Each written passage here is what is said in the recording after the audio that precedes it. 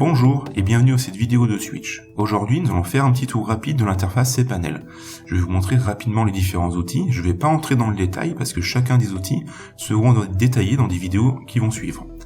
Donc, lorsque vous vous connectez sur cPanel, vous arrivez sur la page suivante, qui est en fait la page d'accueil de cPanel, qui contient toutes les catégories et tous les outils de cPanel. Alors cPanel est organisé en catégories. Vous avez une catégorie fichiers qui correspond à tous les outils en rapport avec les fichiers.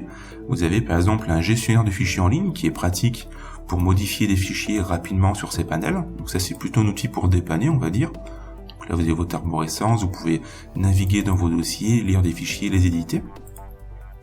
Vous avez l'outil confidentialité du répertoire qui permet d'ajouter des protections par mot de passe sur des répertoires de votre hébergement. Vous avez la gestion de vos comptes FTP. Donc ça c'est bien si vous voulez créer des comptes FTP secondaires par exemple. Dans la catégorie suivante, vous avez tout ce qui concerne les bases de données, donc les outils de création pour les bases de données, les outils pour gérer les bases de données, donc c'est-à-dire PHPMyAdmin, ce qui est le plus courant on va dire. Donc là c'est l'outil de création de base, on verra ça dans le détail dans une autre vidéo. Pareil pour PHPMyAdmin. Vous avez aussi l'équivalent pour les bases PostgreSQL avec PHP PGAdmin. Vous avez l'outil Remote SQL qui permet d'ouvrir à distance les connexions aux bases de données. Ensuite, vous avez tout ce qui se rapporte au nom de domaine.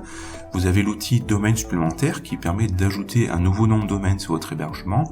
L'outil sous-domaine qui permet de créer des sous-domaines, donc c'est-à-dire des domaines de la forme quelque-chose.votredomaine.fr par exemple.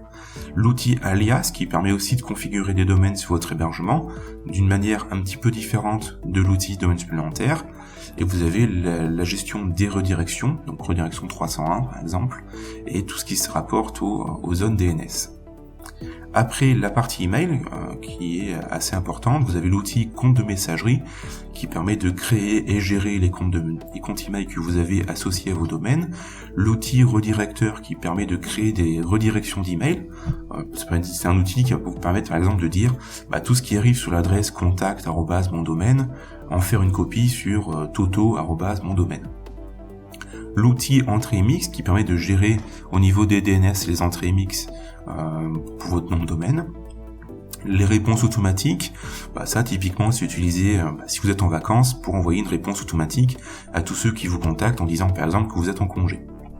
Vous avez les listes de diffusion, qui est un usage quand même assez particulier. Ça permet en fait de créer des listes où des personnes sont abonnées et d'avoir une sorte d'échange mais par email uniquement. Une sorte de forum on va dire, mais uniquement sous forme d'adresse email. Vous avez les filtres de messagerie qui permettent de filtrer vos messages par rapport au contenu du message. Par exemple, vous pouvez créer un filtre qui va trier le message d'un dossier de votre compte de messagerie par rapport au sujet, par exemple, tout ce qui contient le mot-clé ou de Switch, par exemple, le trier dans un dossier hébergement web. L'outil authentification qui permet de gérer ce qu'on appelle les SPF et les DKIM. Ce sont des choses en fait pour éviter de passer en spam, en résumé. L'outil d'importation d'adresses, ça permet d'importer en masse des adresses email.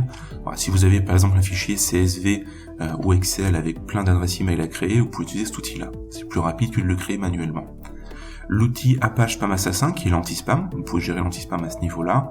Et Boxtrapper, c'est un outil qui permet aussi de gérer un anti-spam d'une manière différente de Spam Assassin. Après, vous avez tout ce qui concerne les mesures. Dans cette catégorie-là, vous avez tout ce qui concerne les statistiques de votre hébergement, les accès bruts au log et l'affichage des messages d'erreur pour votre hébergement. Vous avez aussi l'outil qui s'appelle utilisation de l'UC qui permet de suivre la consommation de votre hébergement, que ce soit au niveau du CPU, de la mémoire et des accès disques.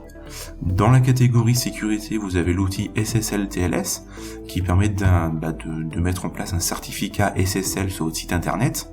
Donc concrètement, ça veut dire passer votre site en HTTPS. Le bloqueur d'adresse IP qui permet de bloquer des adresses IP que vous ne voulez pas voir sur votre site. Dans la catégorie logicielle, vous avez surtout deux choses qui sont très intéressantes.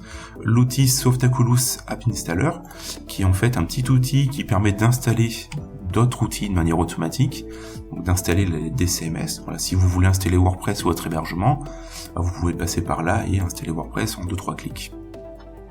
Et vous avez un autre outil qui est intéressant, qui est le sélecteur de version de PHP, qui permet en fait de modifier la version de PHP utilisée sur votre hébergement. et modifier aussi tout ce qui se rapporte à PHP, comme les modules qui sont chargés, ou bien la configuration de PHP, que ce soit pour afficher les erreurs par exemple, ou le forcer à ce niveau-là. Après, la catégorie suivante est la catégorie avancée. Dans la catégorie là, le seul outil réellement intéressant sont les tâches cron, pour ajouter des tâches planifiées. Donc ça, c'est utilisé dans certains CMS, ça permet de lancer à intervalles réguliers une commande ou un script que vous souhaitez. Et puis après, vous avez les préférences pour modifier votre mot de passe cPanel par exemple, et aussi Softaculous, mais présenté de manière un petit peu différente. Donc voilà pour le tour de cPanel, on va dire. On va détailler chacun des outils dans des vidéos qui vont suivre. Donc voilà, si vous êtes intéressé par l'un de ces outils, regardez les vidéos suivantes, on va en parler.